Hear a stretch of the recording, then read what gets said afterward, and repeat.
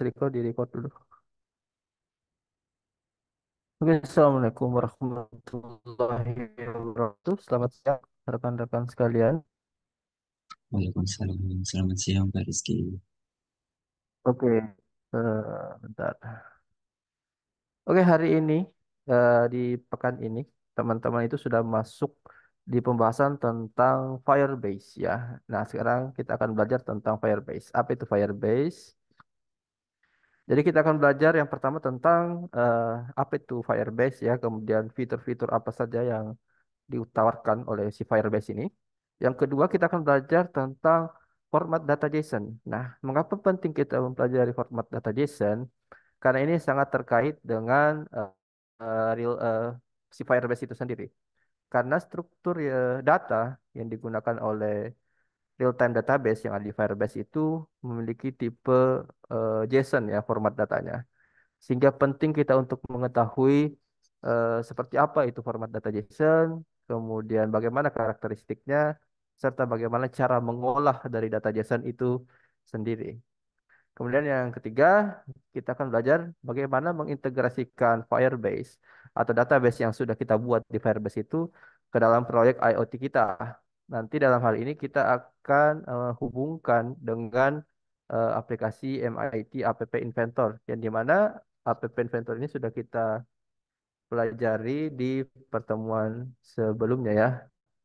Hanya saja bedanya kalau di pertemuan sebelumnya App Inventor kita itu terhubung ke Blink sebagai servernya. Nah, di kali ini kita akan mengganti si Blink-nya tadi dengan menggunakan Firebase. Jadi App Inventor akan terhubung ke server dari Firebase. Oke, kita langsung masuk di bagian pertama mengenal Firebase dan fitur yang ditawarkan.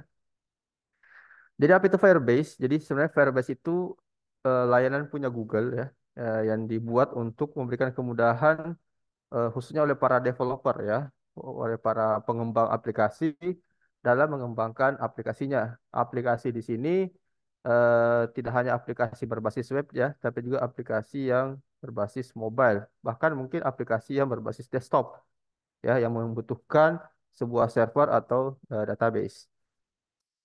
Nah, Firebase ini disebut juga sebagai backend as a service ya, yang dimana ini merupakan solusi yang ditawarkan oleh Google untuk mempermudah pekerjaan developer. Nah, Firebase ini masuk dalam kategori database yang NoSQL ya, atau yang bukan SQL ya. Kemudian Firebase ini didirikan pertama kali itu di tahun 2011 oleh dua orang, yaitu Andrew Liu dan James Templin ya. Nah, salah satu produk Firebase yang pertama adalah real-time database, yang dimana real-time database ini nanti yang akan kita bahas ya, khususnya dalam penggunaan proyek IoT. Jadi real-time database ini digunakan developer untuk menyimpan data dan bisa synchronize ya, ke banyak user.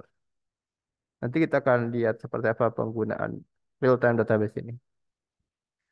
Nah, kemudian selain itu real-time database ini berkembang sebagai layanan pengembang aplikasi dan pada bulan Oktober 2014 perusahaan Firebase ini diakuisisi oleh Google ya.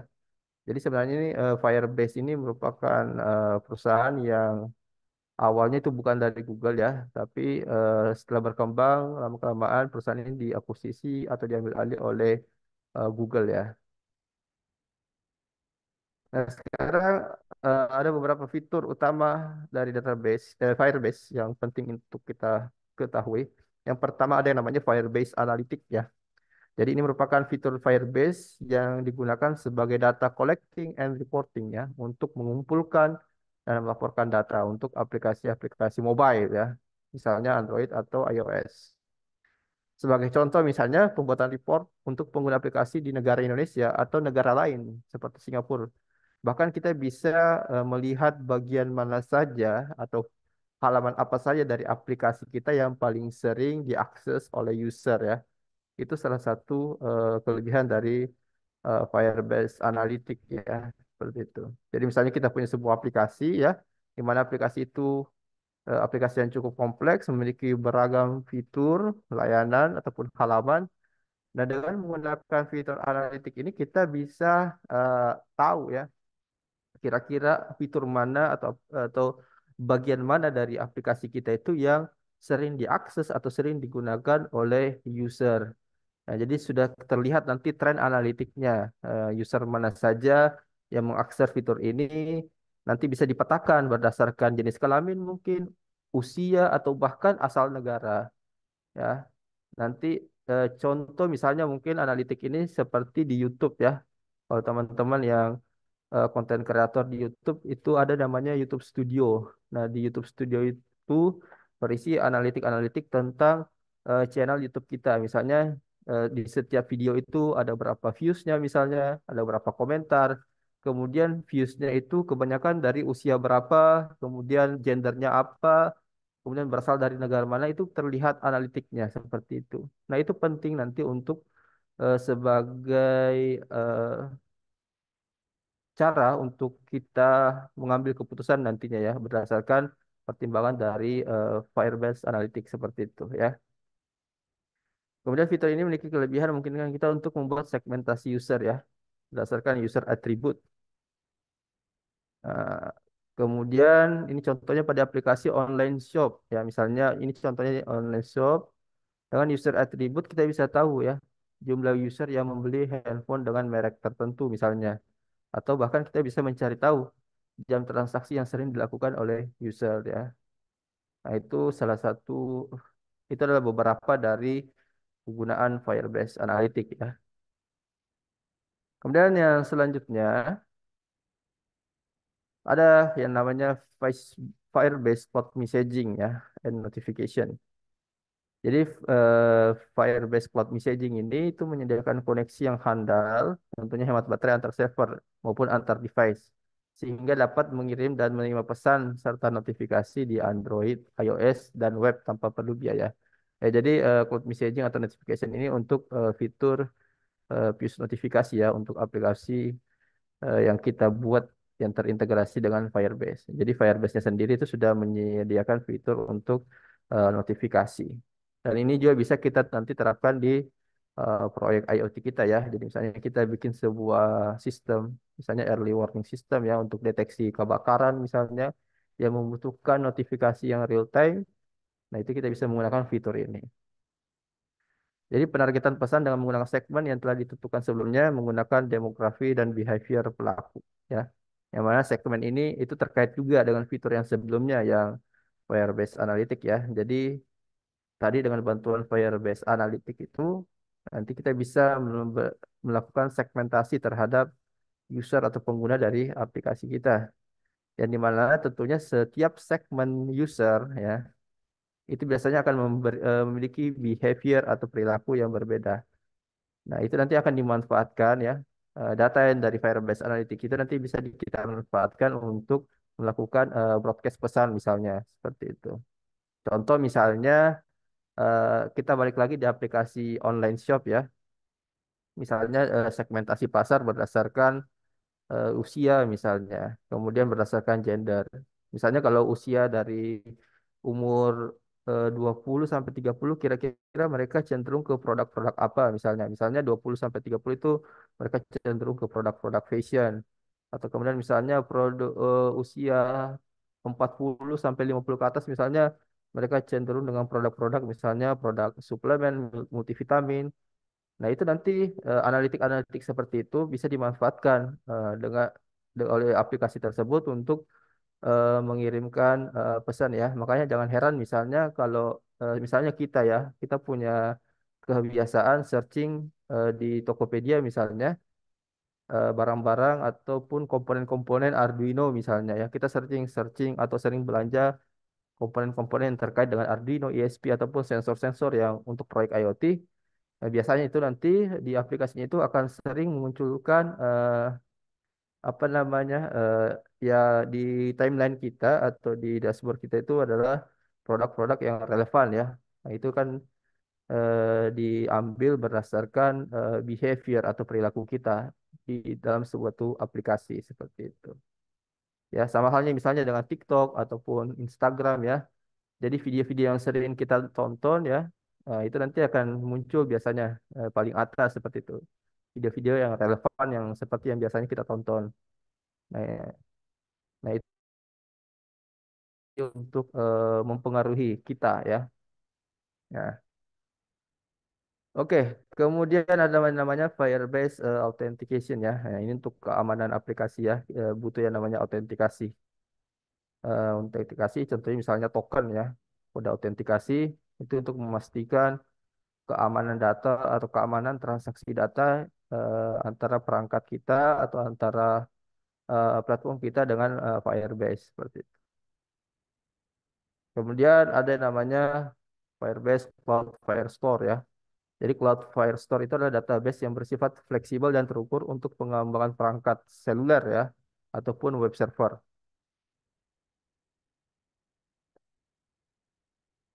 Oke, dan kemudian yang kelima, nah ini yang penting ya, Firebase Real Time Database ya, karena ini akan menjadi bahasan kita ya, yang di LMS itu fitur ini yang dibahas ya, karena ini nanti akan terkait dengan pengembangan proyek IoT kita ya.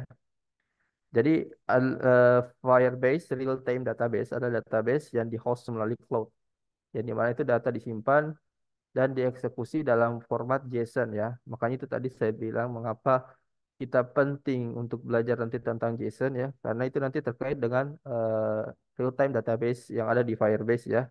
Karena format data yang disimpan dalam real-time database itu dalam format JSON ya, sehingga kita perlu untuk mengetahui seperti apa karakteristik dari data JSON itu sendiri. Nah, hal ini memudahkan kita dalam mengelola satu database dengan skala yang besar.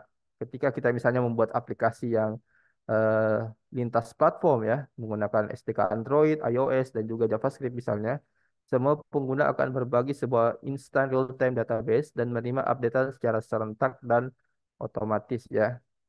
Jadi ini salah satu keunggulan apa kelebihan dari Firebase ya.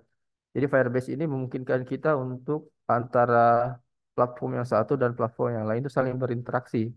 Sekalipun mungkin misalnya jenis platformnya yang berbeda. Misalnya ada platform yang berbasis Android ataupun iOS ataupun yang berbasis web ya. Nah, itu bisa memungkinkan untuk saling berinteraksi, bertukar data ya. Kemudian kemampuan lain dari Firebase Real-Time Database adalah itu dia tetap responsif bahkan ketika offline ya. Karena SDK Firebase Real-Time Database ini menyimpan data langsung ke disk device ya atau memori lokal. Jadi setelah nanti perangkat terhubung kembali dengan internet, perangkat user akan menerima setiap perubahan data yang terjadi. Kemudian yang terakhir ini adalah Firebase Hosting ya. Nah, jadi kalau Firebase Hosting itu merupakan layanan hosting untuk konten web. Hanya dengan satu instruksi, kita dapat mengimplementasikan aplikasi web serta menyajikan konten statis maupun dinamis, ya. Jadi kalau misalnya kita punya web, ya, baik itu web yang sifatnya statis atau yang dinamis, itu kita bisa posting di Firebase itu sendiri, ya. Jadi selain sebagai real-time database, Firebase ini juga menyediakan layanan hosting untuk aplikasi web kita. Jadi kegunaan dari Firebase Hosting itu sendiri yaitu mampu menayangkan konten melalui koneksi yang aman, mengirimkan konten secara cepat, dan mendukung semua jenis konten untuk di hosting ya, mulai dari HTML, CSS, hingga API atau layanan microexpress.js ya. Nah itu adalah 6 fitur utama yang ada di dalam Firebase ya. Oke, tapi di sesi kali ini ya, itu kita akan lebih ke membahas di fitur real time database ya. Karena ini nanti akan terkait dengan proyek IoT kita. Oke, masuk ke bagian kedua, kita akan belajar tentang format data JSON. Nah, sekarang apa itu JSON? Ada yang bisa memberikan apa kepanjangan dari JSON? Dari 4 huruf. Ada yang bisa menyebutkan kepanjangan dari JSON ya, JSON. Ada? JavaScript objek, Pak. JavaScript, objek. Ada lagi lanjutannya. Apa? Notion, Apa? notasi, Pak. Ya, notation ya. Jadi Ya, JSON itu singkatan dari JavaScript ya. J-nya Java, S-nya script, jadi JavaScript Object Notation ya. Nah, jadi kita akan coba lihat. Nah, JSON atau JavaScript Object Notation. Jadi merupakan format file yang berbasis teks yang umum digunakan dalam proses pertukaran data antar server dan klien. Ya, nah, kita bisa membuat file JSON itu dengan ekstensi .json. Ya, jadi kalau kita misalnya di Notepad kita buat file kemudian kita simpan dalam bentuk ekstensi .json, berarti itu kita sudah membuat file JSON itu sendiri ya. Nah, ini kita lihat berikut adalah elemen inti sintaks JSON ya. Jadi sebenarnya JSON itu adalah pasangan antara key dan value ya. Jadi di JSON itu ada yang namanya key, ada yang namanya value. Kemudian setiap elemen data atau setiap pasangan key value ya. Jadi satu elemen data atau satu baris data itu terdiri antara key dan value ya. Jadi memang saling berpasangan, tidak terpisah ya. Jadi satu elemen data atau satu baris data itu terdiri atas yang namanya key dan value. Dan setiap elemen data atau setiap baris data dalam satu data JSON itu biasanya dipisahkan oleh tanda koma ya, tanda koma. Nah, kemudian untuk JSON-nya itu sendiri biasanya diawali dengan kurung kurawal pembuka dan diakhiri dengan kurung kurawal penutup ya. Itu untuk menentukan objek dari suatu data JSON. Selain penggunaan tanda kurung kurawal, ada juga menggunakan tanda kurung siku.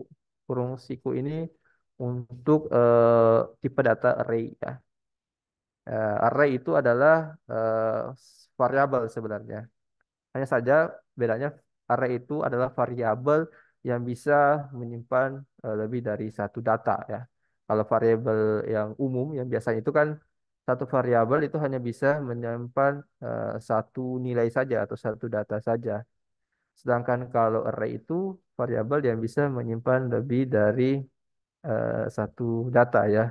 Misalnya ada tiga data, empat data, itu bisa disimpan dalam satu variabel array. Tinggal nanti kita bisa mengakses yang namanya indeks dari array ya. Indeks itu dimulai dari nol kalau array. Jadi data pertama itu indeksnya ke nol, data kedua indeksnya satu, dan seterusnya. Seperti itu. Oke, nah ini ya. Di sebelah kanan ini adalah struktur dari data JSON ya. Jadi dia awali dengan tanda kurung kurawal dan tanda kurung kurawal buka dan kurawal tutup ya. Nah ini ada dua elemen data ya. Jadi ada elemen data yang menampilkan nama, ada elemen data yang menampilkan website ya. Nah sekarang eh, misalnya data yang pertama ini nama Agus Prawoto Hadi ya. Nah sekarang coba ada yang bisa menyebutkan yang ini di baris data pertama ini ya, yang elemen data pertama ini yang mana sebagai key, yang mana sebagai value. Ada yang bisa menyebutkan. Yang mana sebagai key, yang mana sebagai value. Ya, betul ya. Nama itu sebagai key-nya. Dan yang Agus Pranoto Hadi itu sebagai value-nya. Nah, antara key dan value itu dipisahkan oleh tanda titik dua ya. Nah, jadi yang di sebelah kiri dari tanda titik dua itu adalah key dan di sebelah kanan itu adalah value. Dan di setiap baris data ini akan dipisahkan oleh tanda koma ya untuk memisahkan antara elemen data yang satu dengan elemen data yang lain. Jadi ini satu elemen data ya. Bentar. Jadi ini nama Prawoto Hadi ini satu elemen data. Kemudian ini website Jago Web Development ini adalah satu elemen data. Seperti itu. Nah, itu adalah struktur dasar dari JSON ya. Nah, kemudian penulisannya untuk key ya, itu harus pakai tanda petik ya. Jadi misalnya key-nya nama, nah itu harus di antara tanda petik dua seperti ini ya. Kemudian untuk value itu tergantung tipe data ya. Jadi untuk value dari si data JSON sendiri eh, itu bisa beraneka ragam tipe data ya. Bisa tipe data numerik ya. Numerik itu kan angka ya, bisa integer atau desimal, float ya. Eh, Kalau angka kan tinggal langsung nulis angkanya saja ya. Kemudian juga bisa berupa tipe data teks ya atau string. Nah, kalau string itu harus menggunakan tanda petik ya. Jadi misalnya ini kan Agus Prawoto Hadi kan itu sebagai string ya, sebagai string. Jadi penulisannya harus di antara tanda petik dua. Tapi kalau misalnya ada angka, misalnya angka satu, tapi kalian menuliskannya pakai tanda petik ya, tanda petik dua ya. Walaupun sebenarnya itu angka, tapi ketika kalian menuliskannya sebagai kalau ketika kalian menuliskannya menggunakan tanda petik dua ya, nah itu oleh komputer akan dibacanya sebagai string ya. Walaupun sebenarnya isinya itu adalah angka, tapi karena cara penulisannya kalian menggunakan tanda petik dua yang merupakan aturan penulisan dari string, maka komputer akan membacanya sebagai string. Ya tadi ada tipe data numerik, kemudian teks atau string, kemudian juga bisa tipe datanya berupa boolean ya, yang true or false. Selain itu, value dari JSON sendiri juga bisa diisi dengan array ya. Bisa diisi dengan array dan bisa diisi juga dengan objek ya. Jadi di dalam JSON itu, JSON kan sebenarnya itu adalah objek ya. Jadi seperti ini itu disebut sebagai objek sebenarnya. Makanya disebut sebagai JavaScript Object Notation. Jadi kalau di objek itu ciri khasnya dia diantarai tanda kurung kerawal ya. Jadi ini disebut satu objek. Tapi di dalam objek sendiri itu kita bisa mengisi juga dengan objek yang lain ya. Jadi di dalam objek ada lagi objek. Nah, dan begitu seterusnya. Itu disebut sebagai objek bersarang ya. Objek bersarang. Nah, contohnya seperti ini ya. Ada yang namanya objek bersarang ya. Jadi ini kan tanda kurung kurawal. Ini objek terluarnya. Ini kurung kurawal pembuka dan ini penutupnya. Nah, di dalam sini ini berisi lagi dengan objek yang lain ya.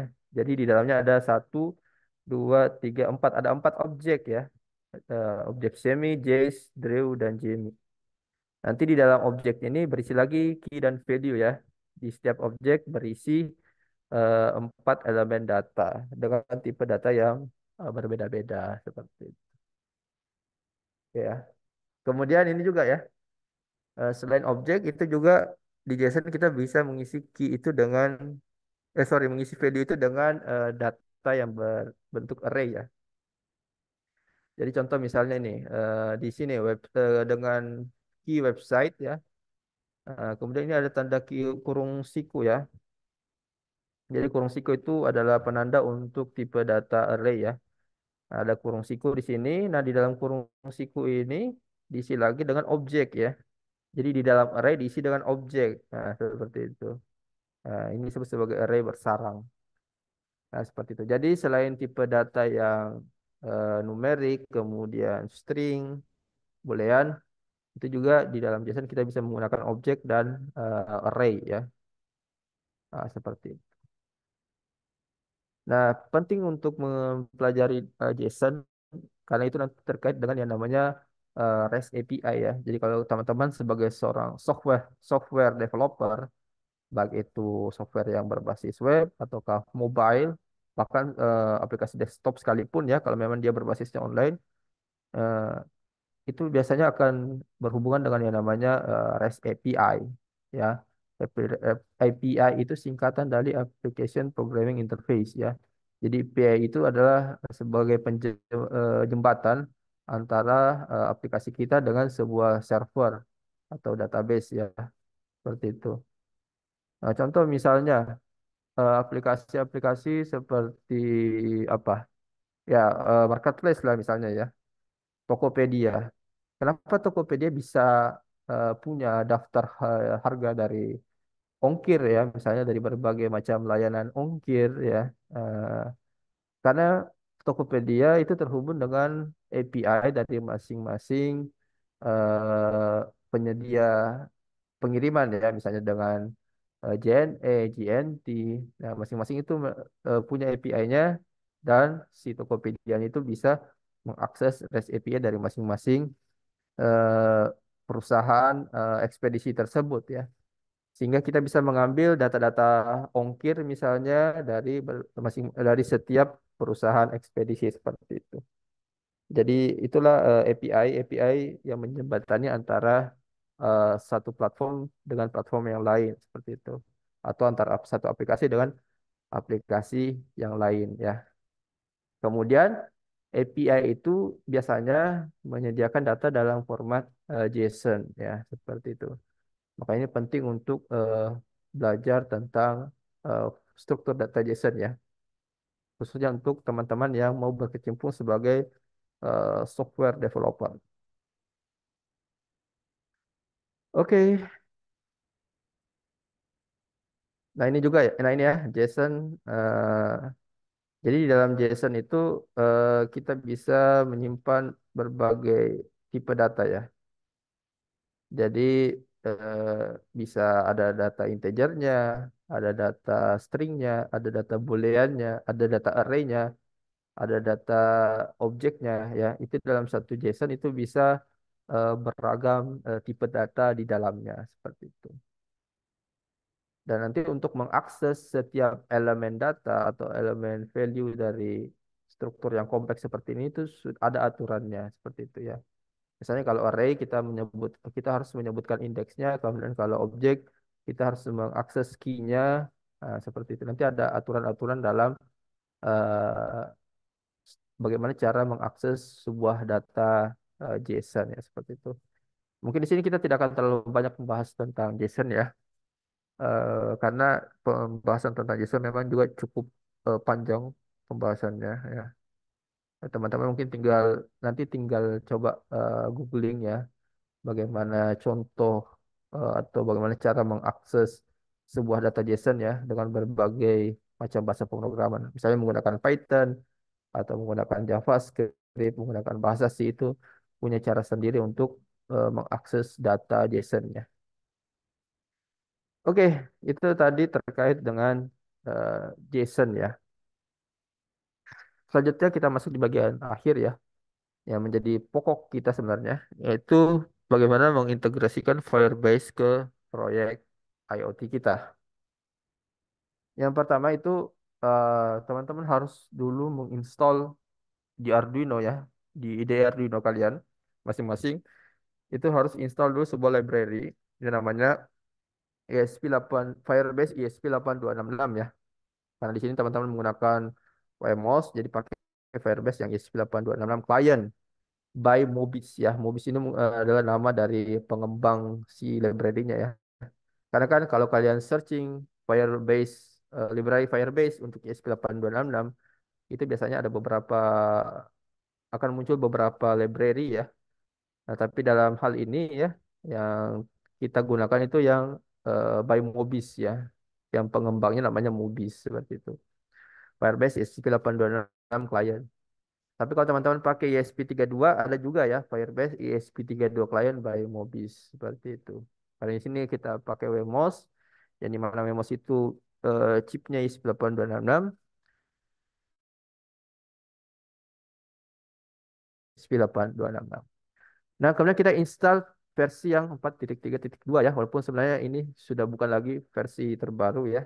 Ada lagi versi yang di atas dari ini. Hanya saja kemarin saya coba pakai versi yang paling baru installnya. Kemudian saya pakai program yang dari LMS itu ternyata tidak bisa. Ternyata memang kita harus sesuaikan versinya ya. Jadi yang di LMS itu memang pakainya versi yang 4.3.2 ya. Jadi memang coding yang disediakan oleh LMS itu cocoknya untuk library yang versi 4.3.2 ya. Jadi itu penting untuk memperhatikan versi dari library ya. Oke. Nah, jadi Firebase itu eh, yang akan menjembatani project kita dengan sebuah aplikasi ya. Misalnya aplikasinya adalah MIT App Inventor ya. Misalnya antara perangkat IoT kita atau antara Wemos kita dengan aplikasi MIT App Inventor yang sudah kita build itu supaya bisa saling berkomunikasi itu harus ada penengahnya, ada yang menjembatani antar keduanya. Karena sebenarnya dari Wemos itu tidak bisa langsung ngirim data ke App Inventor ya. Karena App Inventor sendiri itu merupakan hanya sebuah interface ya, hanya sebagai sebuah client interface. Dia tidak punya server ya untuk mengelola data IoT. Nah, makanya untuk menjembataninya itu butuh sebuah server IoT. Dan ini kita pakai Firebase. Kalau di pertemuan sebelumnya kita menggunakan server dari Blink ya untuk menjembatani antara MIT App Inventor dengan si Wemos kita. Nah, di sini kita sekarang pakai Firebase ya. Kemudian untuk protokol komunikasi saya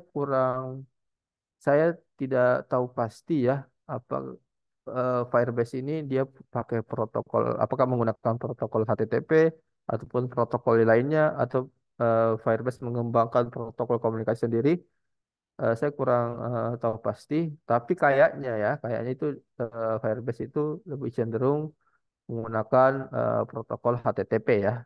Karena Firebase sendiri kan dia menyediakan sebuah API ya. Jadi data real time database-nya itu kan sebenarnya adalah sebuah REST API yang dimana API itu biasanya diaksesnya menggunakan protokol HTTP ya. Misalnya HTTP GET, HTTP POST ya. Jadi kemungkinan memang Firebase ini protokol komunikasinya antara ISP ke Firebase itu menggunakan protokol HTTP ya.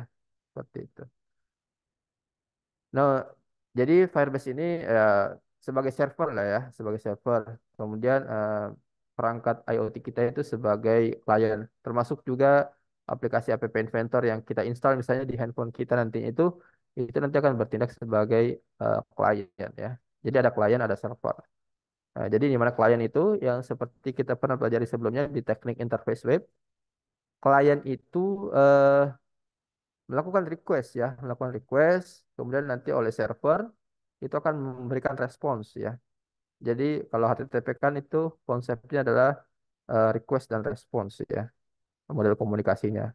Di mana klien melakukan request, kemudian server memberikan respons. Server tidak akan memberikan respons kalau tiada request dari klien seperti itu. Nah, ini yang gambar yang pertama, yang paling atas ini, misalnya ada dua perangkat IoT yang ingin saling berkomunikasi ya. Nah, misalnya perangkat yang pertama itu sebagai pengirim data ya. Misalnya di perangkat pertama ini kita pasang sebuah sensor suhu misalnya. Jadi dia ngirim data suhu. Kemudian ada perangkat kedua fungsinya untuk membaca data atau menampilkan data suhu yang diterima dari perangkat lain ya. Misalnya di perangkat dua ini terpasang LCD misalnya untuk mendisplay data suhu yang dikirim dari perangkat lain. Jadi perangkat pertama sebagai pengirim data, perangkat kedua sebagai eh, penerima data ya. Nah, untuk kedua perangkat ini bisa saling berkomunikasi, itu harus ada perantaranya, yaitu perantara di sini adalah si server Firebase. Jadi perangkat pertama itu mengirim data suhunya dulu ke Firebase ya. Jadi dia langsung mengakses ke ada nanti yang namanya URL host ya dari Firebase itu sendiri. Jadi dia tidak mengakses IP dari si perangkat kedua, tidak. Tapi dia mengakses ke URL dari hosting Firebase-nya, host Firebase-nya ya. Nah, nanti datanya akan disimpan dulu ke dalam eh, sebuah database ya yang ada di Firebase. Nah, nanti oleh perangkat lain, misalnya oleh perangkat kedua, ya kalau ingin mengambil data dari perangkat pertama tadi, ya dia harus mengakses juga ke database yang sama. Ya, berarti nanti keduanya harus mengakses satu alamat URL yang sama dengan autentikasinya yang sama seperti itu. Jadi nanti dalam Firebase itu ada yang namanya URL host ya. Yang kedua ada yang namanya autentikasi ya. Autentikasi itu ibarat kunci ya. Kalau URL itu ibarat alamat rumah dan kalau autentikasi itu ibarat kunci. Supaya kita bisa masuk ke rumah itu kita harus punya kunci. Nah, seperti itu. Nah, jadi supaya tidak ketukar juga datanya ya masing-masing harus mengakses dengan token atau kode autentikasi yang sama seperti itu. Karena kan Firebase ini adalah server publik ya artinya pasti banyak sekali user yang membuat database di dalamnya makanya untuk bisa membedakan antara database yang satu dengan lain itu makanya dibuatkan URL host lengkap dengan kode autentikasinya untuk keamanan datanya seperti itu ya. Jadi itu yang pertamanya ada yang namanya URL host, ada yang namanya kode autentikasi. Nah, itu yang penting untuk diperhatikan. Nah, jadi kalau misalnya kalian bikin project dengan menggunakan Firebase, tapi ternyata tidak bisa connect ke Firebase, yang paling pertama kalian cek itu adalah apakah penulisan URL host dan kode autentikasinya itu sudah benar di coding Arduino-nya seperti itu ya. Dan itu adalah syarat pertama untuk bisa perangkat kalian terhubung ke Firebase ya. Kemudian bisa juga antara perangkat aplikasi web ya atau aplikasi mobile berkomunikasi dengan perangkat IoT. Nah, di sini misalnya kita contohkan MIT App Inventor ya, yang sebelah kiri misalnya App Inventor. Ya, supaya bisa terhubung ke Firebase, maka di App Inventor ini nanti harus kita tambahkan URL host dan juga kode autentikasinya seperti itu ya. Nah, ini adalah integrasi MIT App Inventor ke Firebase ya. Nah, mungkin ini agak sedikit berbeda mungkin dengan praktikum teman-teman ya. Di sini saya menggabungkan antara controlling dan monitoring ya. Jadi dalam satu aplikasi atau dalam satu halaman mobile ini itu ada monitoringnya. Di sini kita monitoring sensor DHT ya, temperatur dan humidity. Kemudian ada controllingnya juga ya. Di sini saya pakai dua buah LED ya untuk klik untuk on off ya. Mungkin ini berbeda dengan yang di praktikum LMS-nya ya. Ini hanya saya modifikasi tampilannya, tapi sebenarnya konsepnya sama ya, seperti itu. Jadi ini client app, ini client device ya. Nah, untuk device-nya di sini saya pakai simulator ya. Saya pakai Walkwi di sini simulatornya. Nah, jadi pada dasarnya dari Walkwi ini sebenarnya ingin berkomunikasi dengan app inventor ya. Jadi misalnya eh,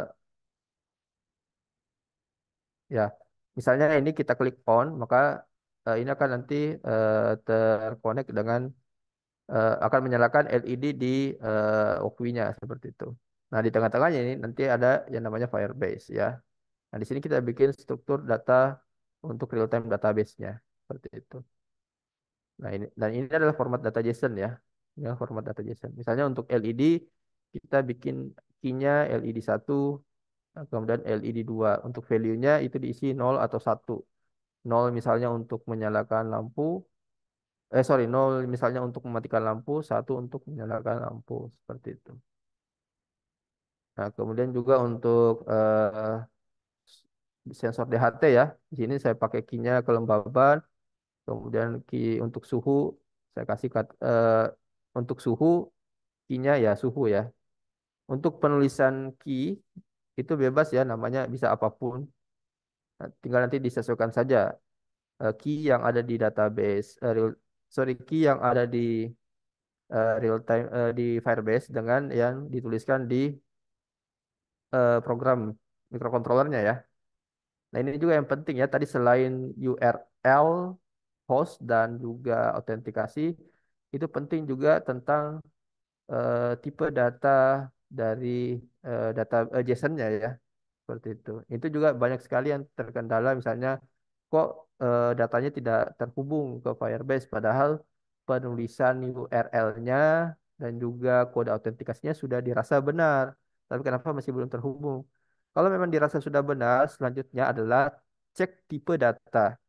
Cek tipe data dari database-nya ya. Jadi contoh misalnya di database-nya itu tipe datanya itu value-nya adalah tipe data string. Sedangkan di program microcontrollernya kalian set tipe datanya integer misalnya. Walaupun key-nya sama, tapi karena kalian masing-masing didefinisikan dengan tipe data yang berbeda, maka tidak akan bisa connect seperti itu. Jadi pastikan tipe datanya itu sudah sama.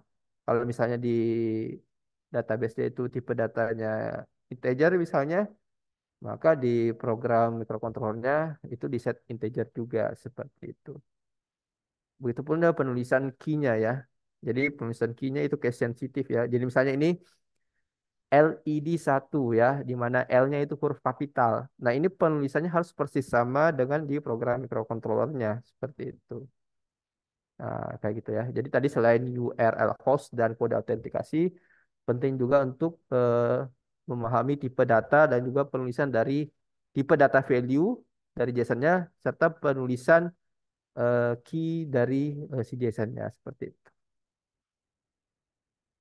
Oke. Nah, nah ini juga yang penting ya, rekan-rekan. Jadi yang penting juga selain URL host sama kode autentikasi, kemudian tipe data dari JSON, value JSON-nya, penting juga untuk melihat apa ini namanya struktur data ya mungkin ya sebutnya, atau path atau routing dari JSON-nya ya. Nanti saya akan coba contohkan lah ya. Nah, nah, di sini saya itu menggunakan dua pelet yang berbeda ya, walaupun sebenarnya bisa digunakan satu pelet yang sama. Sebenarnya bisa dibuat seperti itu. Hanya saja di sini saya buat memisahkan antara controlling dan monitoring ya. Jadi saya buat apa ya istilahnya pet yang berbeda ya. Jadi controlling punya jalurnya sendiri, monitoring punya jalurnya tersendiri, walaupun masih berada di satu host yang sama seperti itu. Nah, ini nanti penting untuk melihat ini ya project bucketnya seperti ini.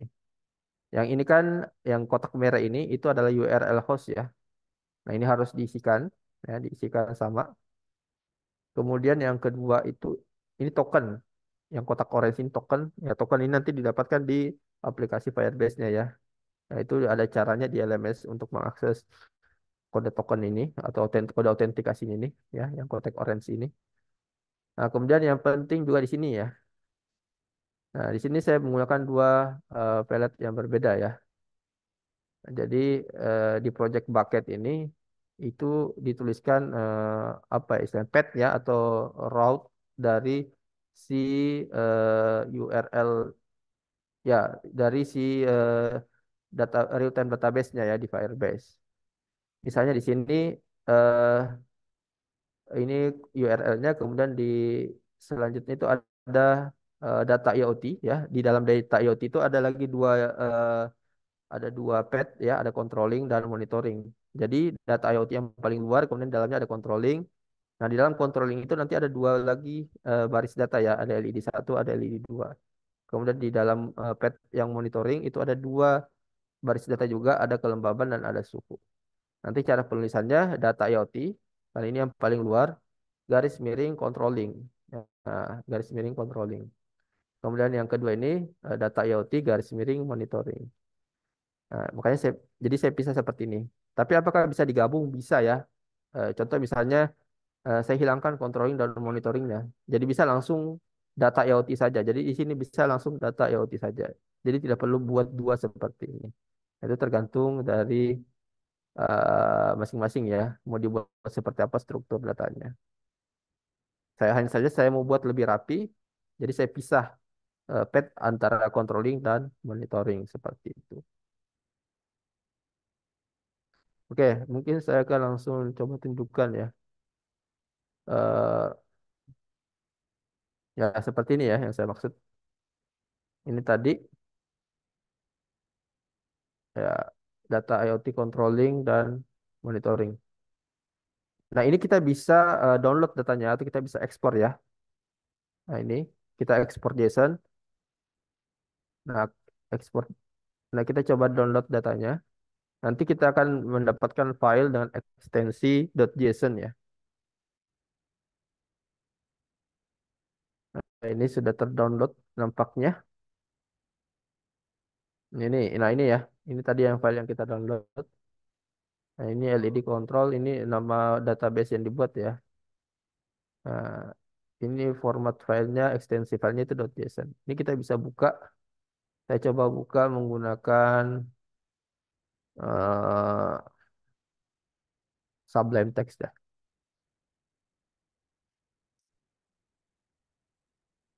Nah,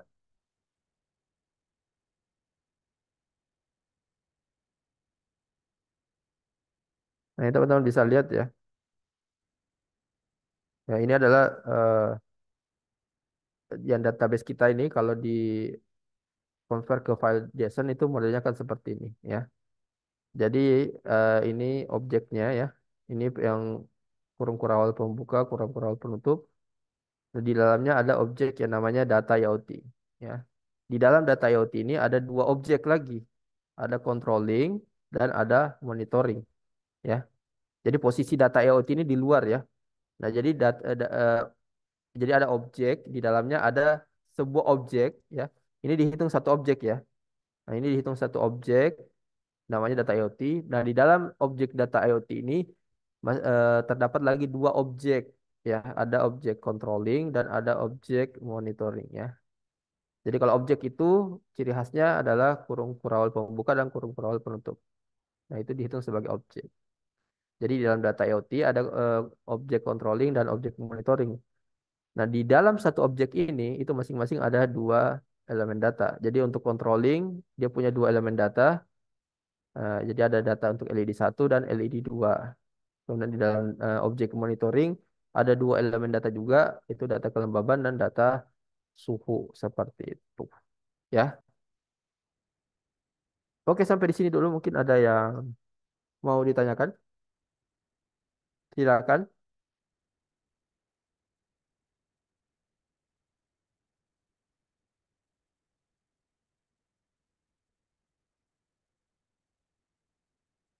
Tidak ada. Kalau tidak ada, saya lanjutkan sedikit ya. Nah, seperti itu ya.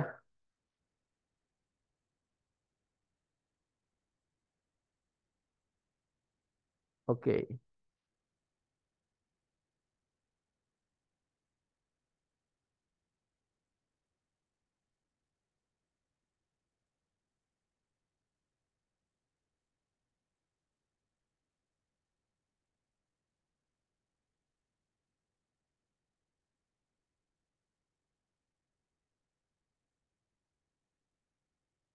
Oke ya.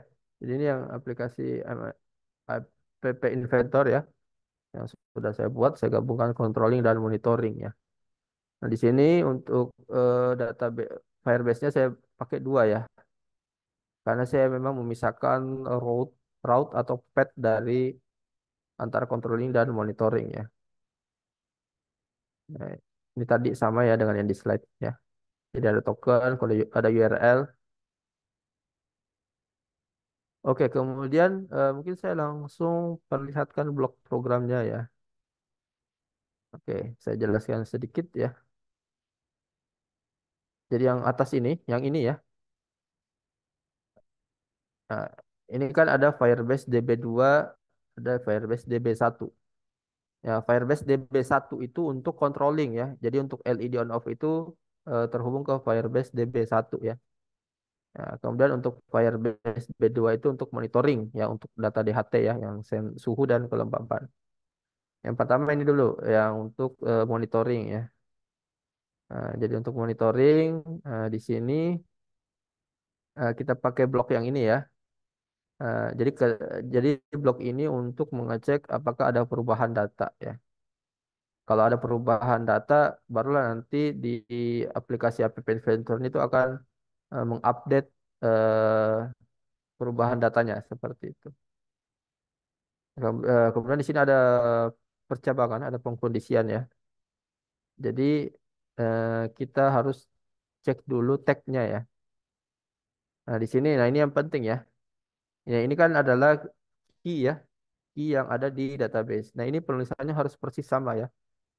Huruf besar, huruf kecil itu harus persis sama seperti itu. Jadi kalau misalnya di database-nya itu suhu, S-nya huruf kecil, nah di sini juga harus huruf kecil ya. Karena ini untuk penulisan key-nya. Oke. Dan ini untuk nanti ini get value, ini untuk mengambil data dari database ya. Nanti eh, nilai yang diambil dari database itu nanti akan ditampilkan di label 3 ya. Label 3 ini untuk menampilkan nilai dari suhu, label 5 untuk menampilkan nilai dari kelembaban seperti itu. Nah, itu ini blok untuk monitoring. Dan kemudian ini ada 4 ya. Ini blok untuk controlling ya. Jadi ini ada 4 button ya. Jadi satu LED itu menggunakan dua button, satu button untuk on, satu button untuk off ya. Misalnya ini button satu dan 2 ini untuk LED satu ya. Makanya di sini teksnya LED satu. Hanya saja antara button satu dan 2 itu menyimpan nilai yang berbeda. Button satu itu sebagai tombol on, Karena dia tombol on, maka nanti dia akan menyimpan nilai satu ya, atau mengirim nilai satu ke Firebase ya. Jadi kalau diklik tombol on di LED satu atau button satu, itu nanti akan mengirimkan nilai satu ya ke Firebase. Kalau ditekan tombol 2 yang merupakan tombol off untuk LED satu, maka dia akan mengirimkan nilai nol. Nanti yang akan disimpan ke Firebase. Seperti itu. Begitu pula untuk button 3 dan 4. Ini untuk LED 2, button 3 itu untuk tombol on dan button 4 untuk tombol off. Seperti itu. Cukup simpel ya sebenarnya untuk blok program yang ini. Jadi kita bisa menggabungkan antara controlling dan monitoring di satu halaman aplikasi ya. Kalau di LMS kan itu dipisah ya biasanya. Oke, seperti itu. Kemudian saya akan tunjukkan juga untuk program microcontroller ya. Di slide apa sudah saya tunjukkan semua? Oh ini ya, ini saya lupa tadi menjelaskan yang di bagian yang ini, yang bawah ini. Ini diambil dari program microcontroller ya. Nah ini juga harus disesuaikan apa namanya? Harus disesuaikan penulisan route-nya ya. Jadi misalnya ini data IoT ya, garis miring data IoT, kemudian garis miring monitoring ya, kemudian garis miring suhu ya. Nah ini untuk mengakses data suhu. Kalau kelembapan, di sini suhunya diganti kelembapan. Kalau kita misalnya mau mengakses LED 1, LED 2, ya di sini kita ganti controlling garis miring apa, misalnya LED 1 atau LED 2 seperti itu. Nah ini penting ya, harus disesuaikan penulisan route-nya atau path-nya. Oke, bentar.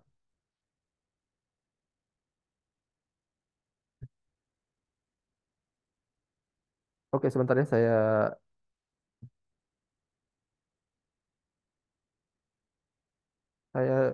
ambil charger dulu.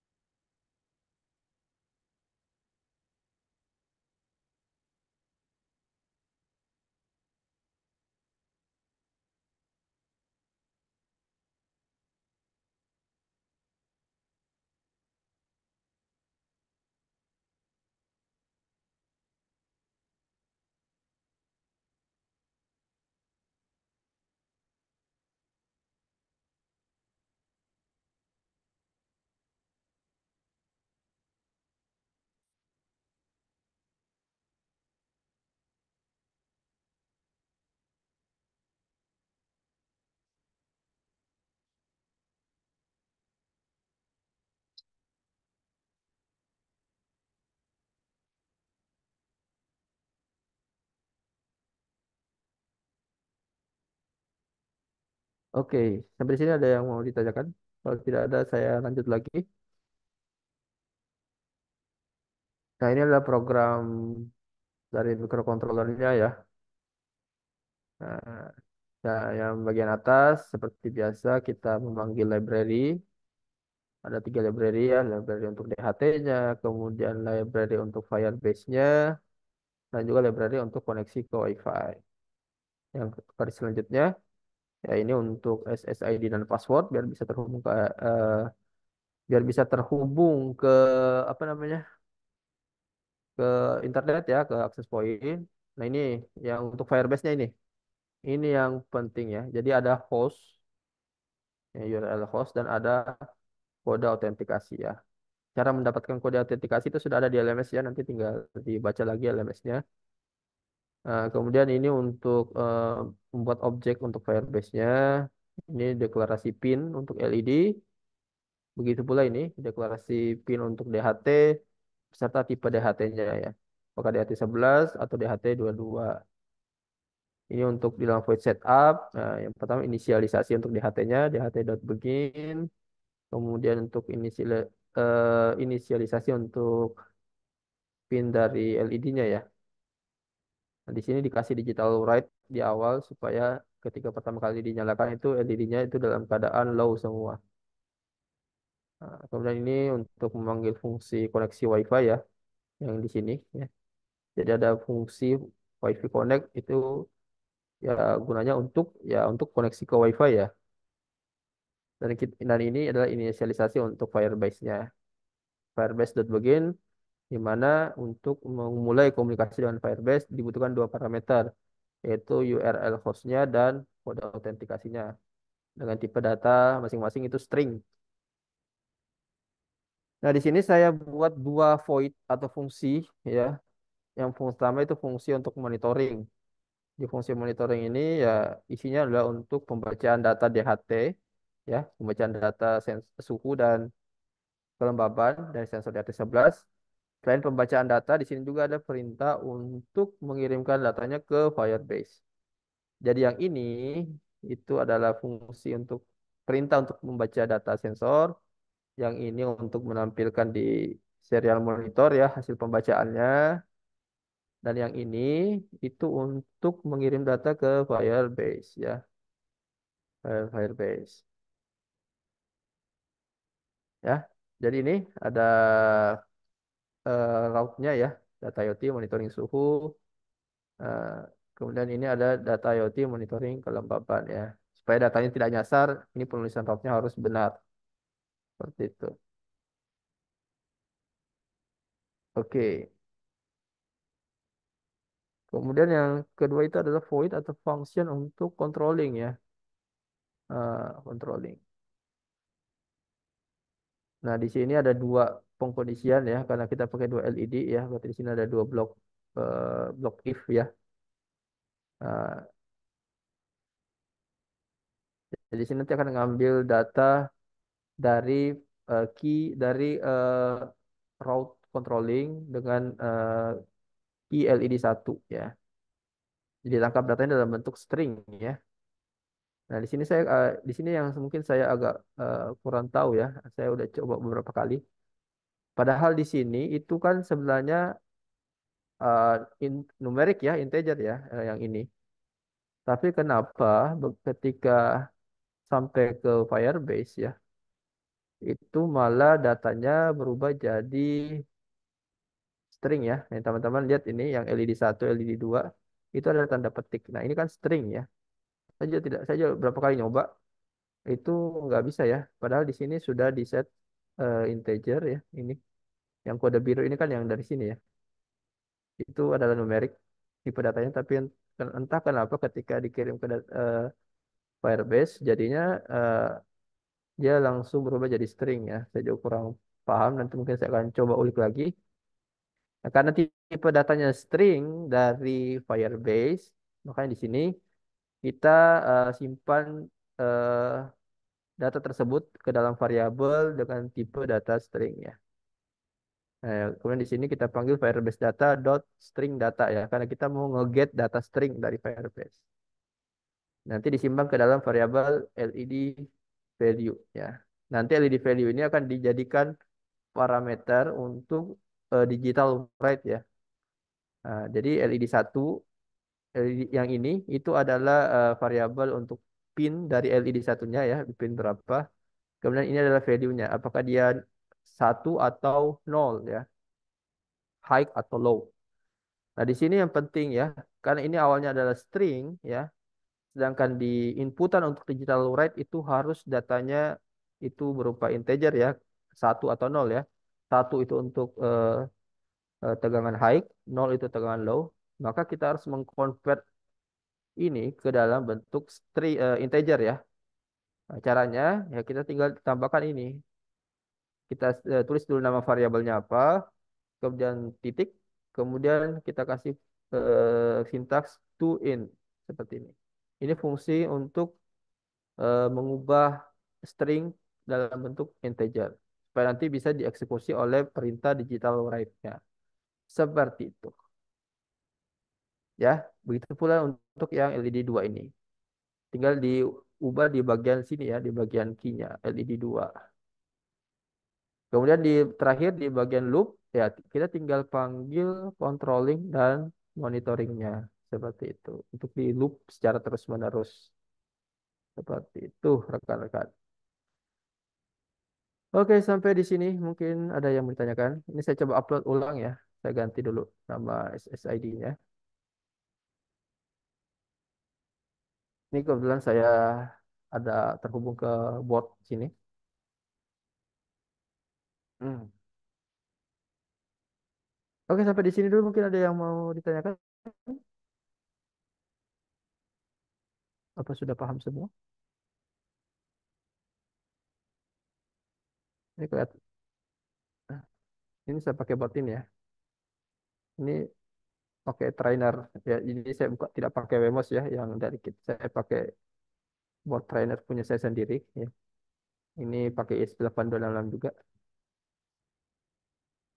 Oke.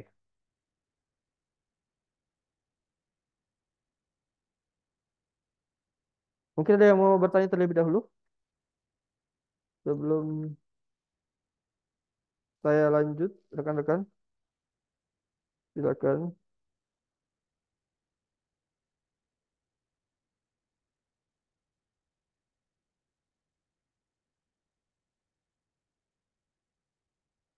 Oke, kalau tidak ada,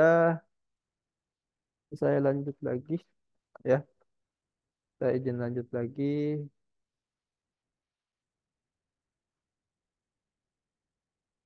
Ini saya coba upload ulang ya programnya.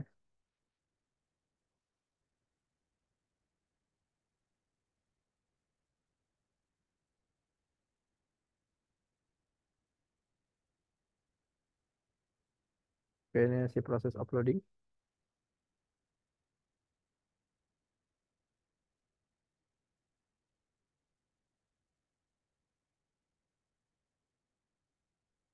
Oh ya, ini juga sebenarnya kita bisa terhubung ke Firebase ya dari microcontroller ini tanpa library Firebase ini ya. Jadi walaupun tanpa library Firebase ini, sebenarnya kita bisa mengakses data di Firebase. Caranya bagaimana? Kita bisa menggunakan library yang namanya Arduino JSON. Jadi ada library namanya Arduino JSON. Karena apa? Karena kan output dari si Firebase itu sendiri kan datanya dalam bentuk JSON ya. Karena datanya dalam bentuk JSON, ya kita bisa get datanya itu juga menggunakan library yang namanya Arduino JSON. Jadi walaupun tanpa library Firebase ESP8266 ini, itu kita bisa mengakses data yang ada di Firebase. Seperti itu.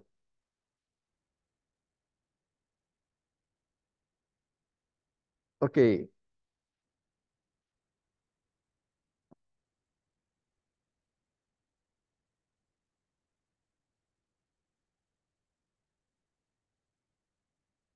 oke, saya sambil menunggu ini ya, buat proses uploadingnya selesai ya. Ini memang kalau kita menggunakan ESP ya, dari ESP8266, ESP32 memang itu proses compile atau upload programnya itu cenderung lama ya.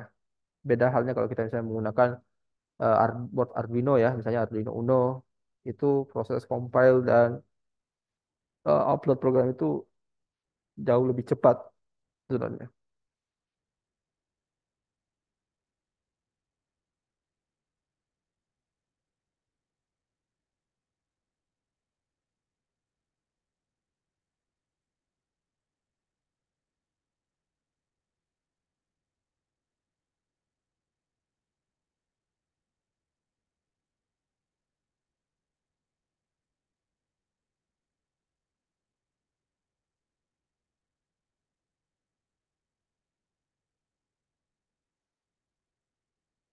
Oke, saya ingatkan juga ya untuk tugas-tugasnya sekali lagi rekan-rekan. Setelah ini nanti saya ada meeting dengan DPP ya. Biasanya kita setiap mentor itu setiap 2 minggu ada pertemuan DPP untuk mengevaluasi kegiatan pembelajaran setiap 2 minggu ya. Makanya ini kemarin saya japri beberapa orang yang tugas-tugasnya masih banyak sekali yang tertinggal.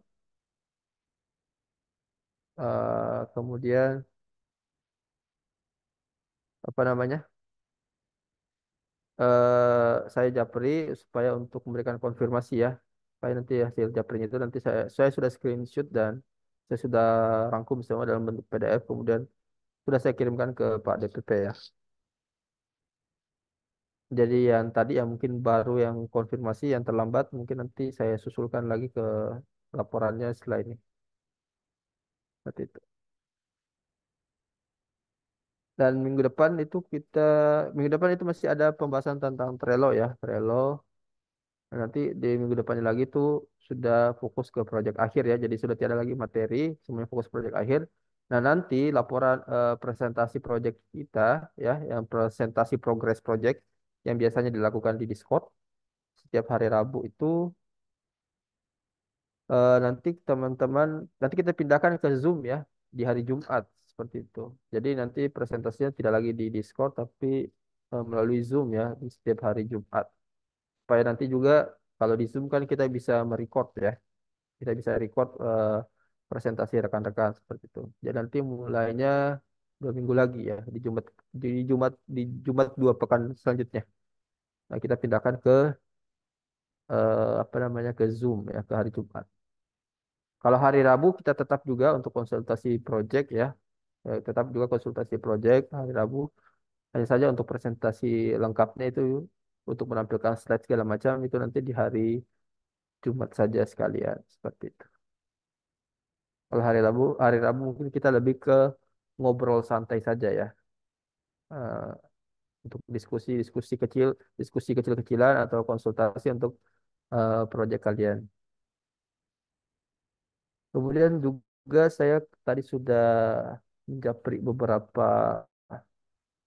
sorry ya saya sudah chat ke setiap project manager ya untuk mengirimkan logo ya, tapi baru beberapa orang ini yang merespon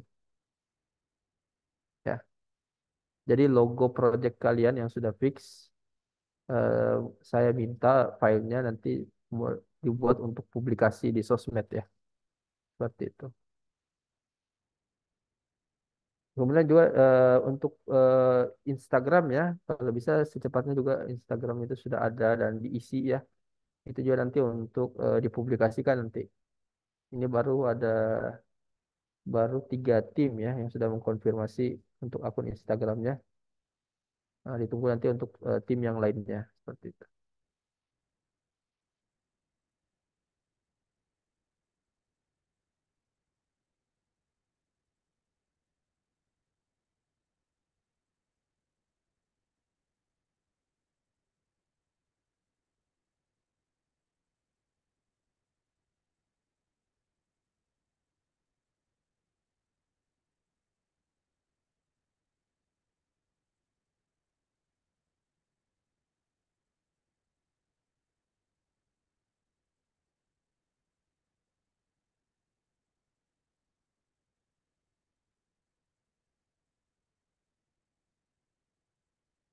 Oke, ini masih proses ya.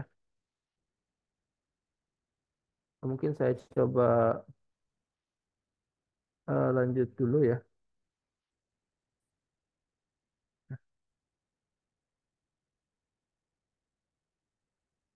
Jadi kalau untuk mau mengecek yang kode autentikasinya di sini ya di project overview, kemudian project setting ya. Project setting nanti di bagian sini di service account.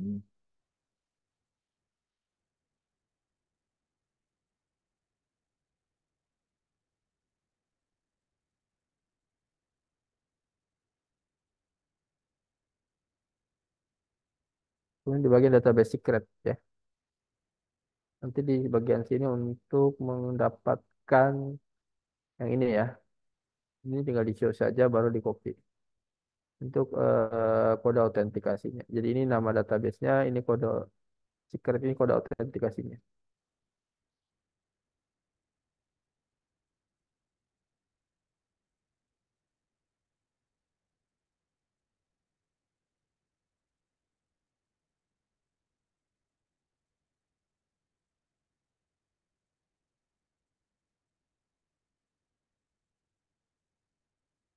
Oke, kemudian apa lagi ya? Bentar. Jadi ini juga selain ekspor ya, kita juga bisa import ya. Jadi misalnya kita punya file JSON ya. Jadi kali ini kan kita klik buat secara manual ya. Jadi tinggal klik tambah di sini kemudian tuliskan nama key-nya, value-nya. Nah ini juga kita kalau misalnya datanya cukup panjang, nah kita bisa import saja file JSON-nya seperti itu.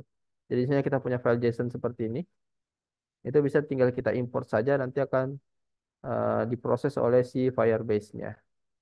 Seperti itu.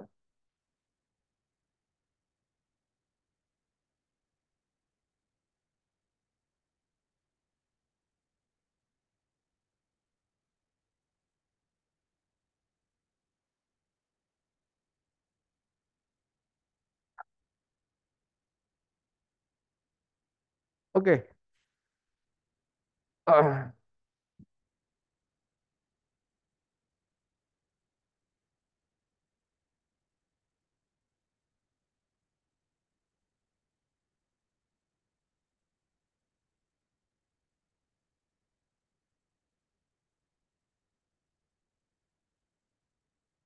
oke, ini sudah done uploading ya. Ini lalu buka di serial monitor untuk mendebug ya. Ini spot rate-nya saya pakai 115.200. Ini tinggal saya tekan tombol reset di microcontrollernya. Nah, ini sudah sementara proses connecting ke WiFi.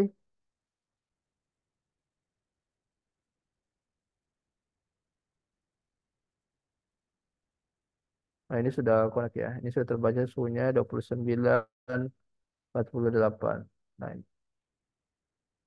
ini sudah ya. Nah, ini sudah connect dengan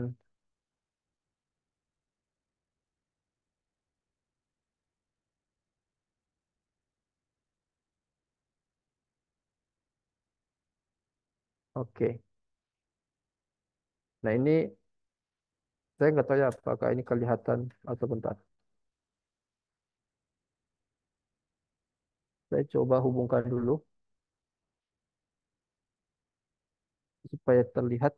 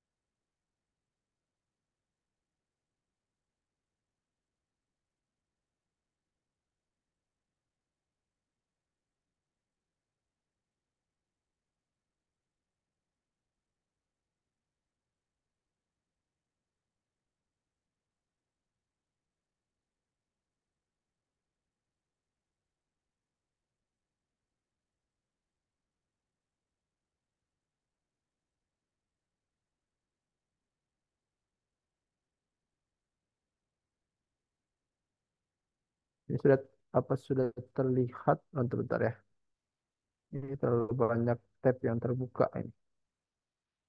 Bentar, saya tutup dulu bagian. Ah, ini apa ini?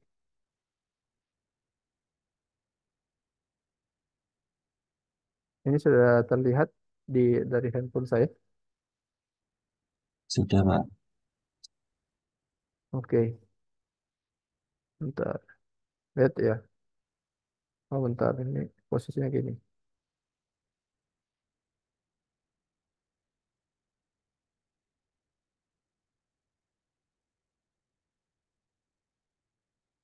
Oke, bentar.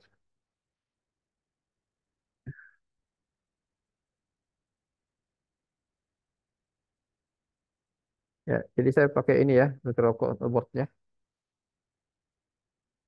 Nah, ini kalau misalnya ini LED satu, ini yang lampu merah ini. Ini sudah nyala karena di sini nilainya satu. Ini kalau saya ganti nilainya nol, saya ganti nol, kita lihat.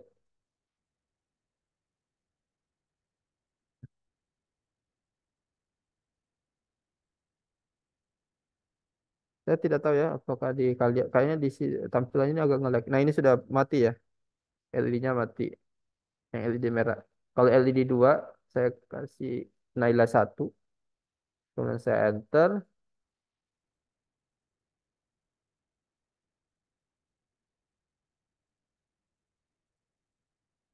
Bentar. Ini nyala LED hijaunya. Kemudian coba LED merahnya lagi. Saya kasih nilai satu.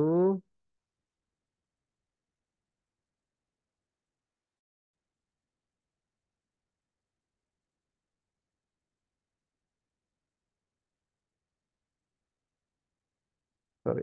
Ya, ini sudah nyala ya.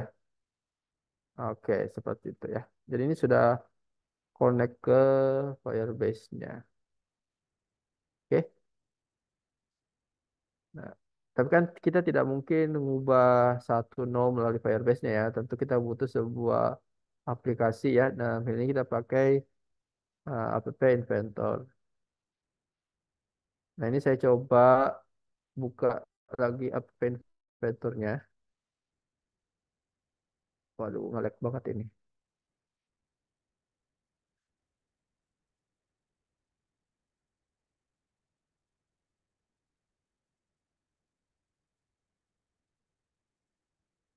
Saya coba buka ya.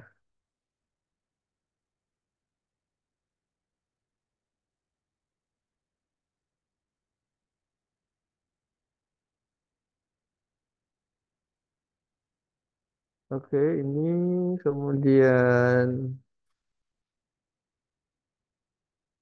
saya coba konekkan ya. Pakai ini. Ya, bentar. Saya coba konekkan dulu di handphone saya.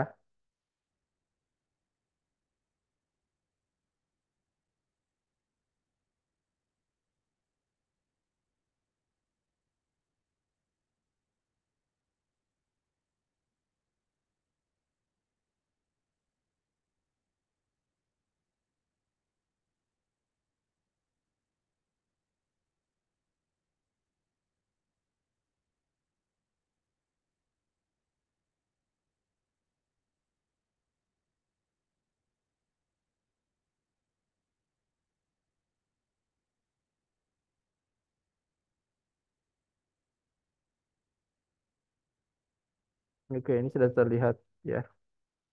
Oke, ini sudah terbuka aplikasi app Inventor-nya.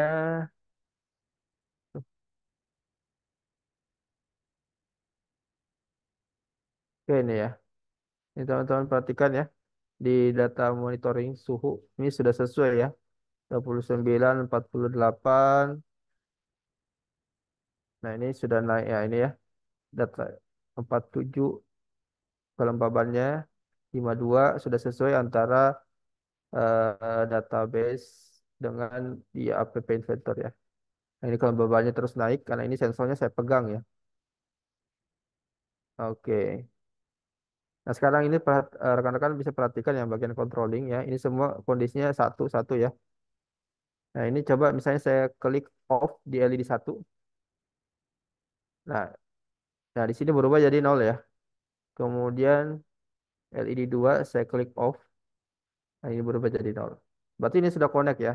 App Inventor dan si database-nya ya. Dan di sini juga sudah menyesuaikan di microcontrollernya ya. Jadi di sini sekarang posisinya di microcontroller itu semua LED-nya dalam keadaan off ya, seperti itu. Hanya saja ini mungkin perlu dikembangkan lagi bagian aplikasi ini ya. Di bagian controlling ini khususnya harusnya di sini ditambahkan lagi fitur untuk melihat status LED ya. Kalau di sini kan kita tidak bisa tahu ya. Kalau hanya dari aplikasi ini kita tidak bisa tahu ini LED-nya apakah kondisinya on atau off ya. Nah, nanti di sini tinggal tambahkan lagi status ya. Misalnya statusnya apakah sudah on atau off seperti itu. Oke, saya rasa cukup ya untuk pertemuan hari ini. Sampai di sini ada yang mau ditanyakan? Silakan.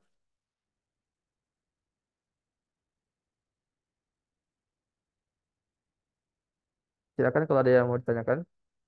Kalau sudah tidak ada yang mau ditanyakan, mungkin bisa kita cukupkan untuk meeting kita hari ini, rekan-rekan sekalian. Atau ada yang mau ditanyakan? Saya izin bertanya, Pak. Ya, silakan, Mas Riko. Terkait apa tadi melihat demonya Pak Rizky. Tadi kan ada yang saat controlling LED 0 sama 1 tadi Pak. Tadi kan perubahannya delaynya cukup lama sekali ya Pak. Itu mungkin solusinya agar biar lebih real time lagi untuk controllingnya itu bagaimana ya Pak? Oke, nah ini bagus ya pertanyaannya. Kenapa dia delaynya cukup lama? Karena itu ada dua fungsi, ada dua yang perintah yang dijalankan ya, controlling dan monitoring ya, karena kita gabung dalam satu program. Ini saya perlihatkan, lihat ini di bagian loop ya. Nah ini kan fungsi controlling dan monitoring itu dijalankan secara bersamaan dalam void loop. Nah, penting untuk diketahui dalam program microcontroller itu, program itu dieksekusi secara berurut ya dari atas ke bawah. Dan itu harus saling menunggu misalnya kalau proses controlling belum selesai biasanya proses monitoring akan eh, tidak dieksekusi dulu sebelum semua rangkaian dalam fungsi controlling itu sudah dijalankan semua baru lanjut ke monitoring kemudian nanti dari monitoring eh, si controlling itu harus menunggu dulu. Kalau semisal semua perintah di dalam fungsi monitoring sudah tereksekusi semua, baru lanjut ke controlling. Makanya itu akan ada jeda, baik itu dalam dalam mengirimkan perintah untuk LED maupun pembacaan data sensor. Solusinya apa? Ini memang tadi sebenarnya ini programnya belum selesai ya. Seharusnya di sini saya harus menambahkan fungsi milis. Ya, jadi di sini harusnya saya menggunakan fungsi milis di program ini. Nah, di mana nanti milis itu akan supaya membuat pemanggilan fungsi controlling dan monitoring itu dilakukan secara paralel. Jadi tidak perlu saling menunggu. Paralel maksudnya antara controlling dan monitoring itu bisa berjalan secara serempak, tidak mesti harus saling menunggu terlebih dahulu. Nah, jadi ini belum saya tambahkan, memang tadi saya tidak sempat ya. Jadi di sini harusnya nanti menggunakan fungsi milis ya. Jadi milis itu lebih bagus sebenarnya dibandingkan delay karena milis itu membuat program kita jauh lebih efektif ya dan bisa berjalan secara paralel atau serempak seperti itu sehingga memungkinkan proses pengiriman datanya itu betul-betul secara real time tidak terkendala oleh delay yang terlalu lama seperti itu Mas Riko. Terima kasih Pak Rizky cukup menjawab. Terima kasih Pak. Oke baik. Oke selesai cukup ya rekan-rekan untuk pertemuan hari ini. Nanti kita ketemu lagi di hari Jumat depan ya, karena hari Rabu itu libur ya, seperti itu. Oke, mungkin bisa dibantu Mas Riko kita dokumentasi terlebih dahulu. Baik, terima kasih Pak Rizky atas penjelasannya. Mungkin izin kami terlebih dahulu teman-teman yang tidak terkendala. Ya, baik, saya izin ambil gambar pertama. Ya, satu, dua, tiga.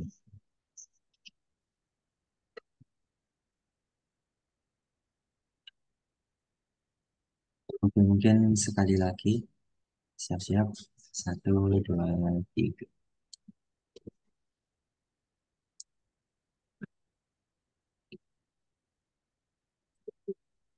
Baik, sudah untuk dokumentasinya Pak Rizky. Terima kasih.